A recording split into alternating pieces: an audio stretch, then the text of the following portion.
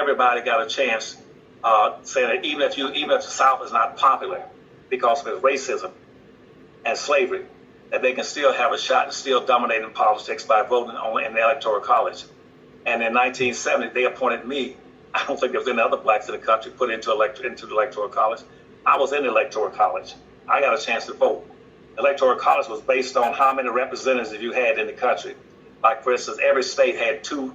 They were entitled to 2 votes in the Electoral College just because of 2 senators they had.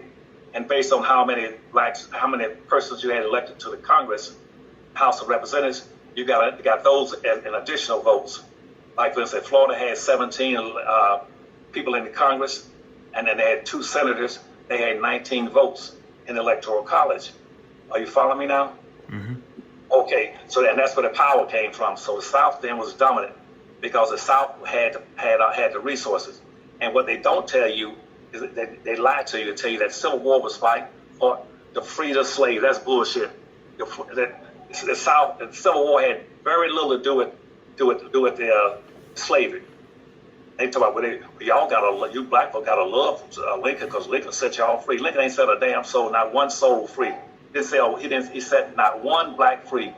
What they were fighting over, the North was fighting the South over the industrial development and the resources that were coming out of the South.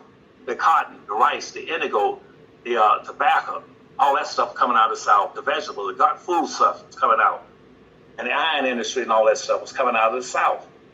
That's what they were fighting for. So now to get back to your question, with Strom Thurmond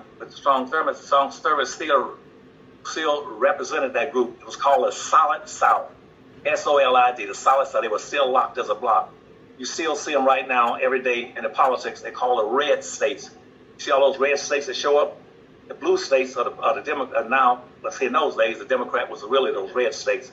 They changed seats in 1930. They changed uniform. And see, the old Republican Party in 1930s became the Democrats, and the old rednecks, conservative Democrats became the Republicans. Okay, so when you were meeting with Strom Thurmond, there's a lot of people who say that you shouldn't even talk to a racist. You shouldn't even negotiate with a racist. Like they were saying that about Ice Cube with Donald Trump.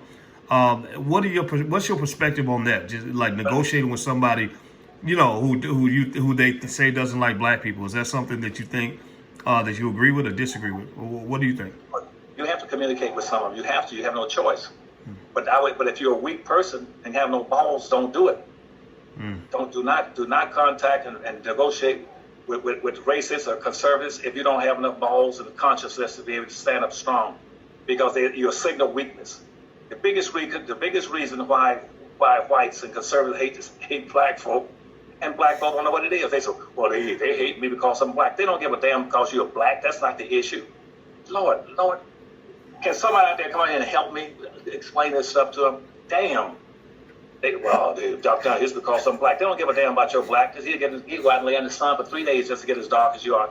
He concerned about blackness.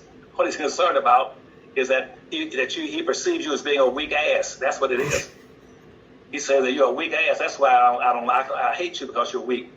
And see, but then that's why the whites always had more respect for the Indians than they had for black folk. Because see, they say, well, Indians, we'll save the Indians, let the Indians go to school. We'll make them go to school, and we'll build schools for them, and we'll cut deals with them and make treaties with them. Why?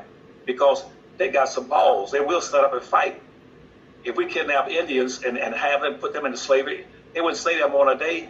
They'll either run away or the rest of the Indians will come get them and rescue them.